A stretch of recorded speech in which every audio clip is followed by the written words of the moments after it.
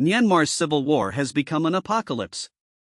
That's the headline from the New York Times, and it's not hyperbole, it's what journalists Hannah Beach and photographer Daniel Berehilak witnessed firsthand when they spent nearly a week embedded with rebel forces in one of the most isolated, dangerous corners of the world. Myanmar is a Southeast Asian nation of about 50 million people.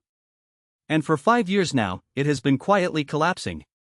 While global attention has been fixed on Ukraine, Gaza, Lebanon, and Iran, Myanmar has been enduring a civil war so brutal, so relentless, that the people living through it have almost no contact with the outside world at all. Here's how it started. In 2021, Myanmar's military staged a coup, abruptly ending a brief period of elected civilian government and dragging the country back into full army dictatorship. That triggered an uprising.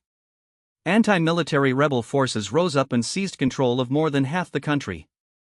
Some of those groups are fighting for a federal democracy, a Myanmar where individual regions have real rights. They've set up schools, hospitals, and what they call free Myanmar zones, hoping those territories would expand until the military was forced to give up power.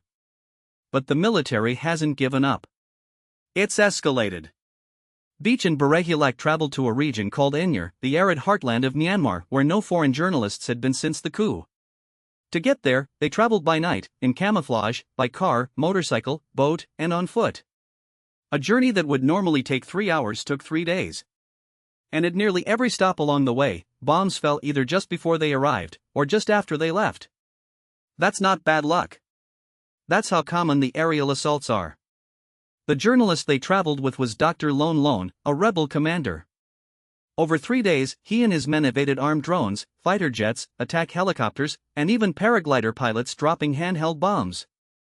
They passed through villages destroyed by howitzers or burned to the ground by soldiers. At one point, gyrocopters struck a village just a couple of miles away. Drones dropped payloads on a community where the journalists had spent the night. What they found in Enyar was, in their words, an apocalypse. The scale is staggering. Over 5 years, the United Nations estimates more than 90,000 civilians and combatants have been killed, and 3.7 million people have been displaced.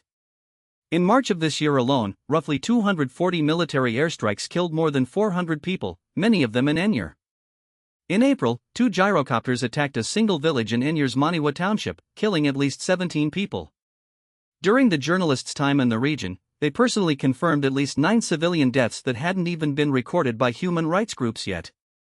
The military spokesman, General Zaw Min Tun, told Beach that airstrikes were ordered only on legitimate military targets, and that reports of civilian casualties were, quote, just propaganda. Meanwhile, the junta leader, Min Aung Hlaing, the general who led the coup, stepped down as army chief in March to take the civilian post of president, overseeing stage-managed elections where the military's proxy party was effectively the only choice. The same month he was preparing to assume the presidency, human rights groups recorded the highest monthly civilian death toll since the coup began. One resident, a man named U San Nyong, was sweeping rubble from the ruins of his home burned down by soldiers when he looked up and asked the journalist a simple question: do foreigners know what is happening to us? His village had lost nearly 200 homes to fire. Then bombs fell from overhead, killing 3 more people, including a Buddhist monk. And when soldiers left, they planted landmines near homes and Buddhist temples, to ensure that the killing continued after they were gone. U San Nyong wept. And then he said something that stopped the journalist cold. I know about Ukraine, Gaza, he said.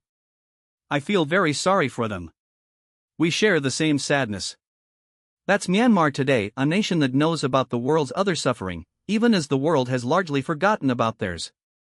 This has been a look at the forgotten civil war in Myanmar's heartland, where the bombs keep falling and the world keeps looking away.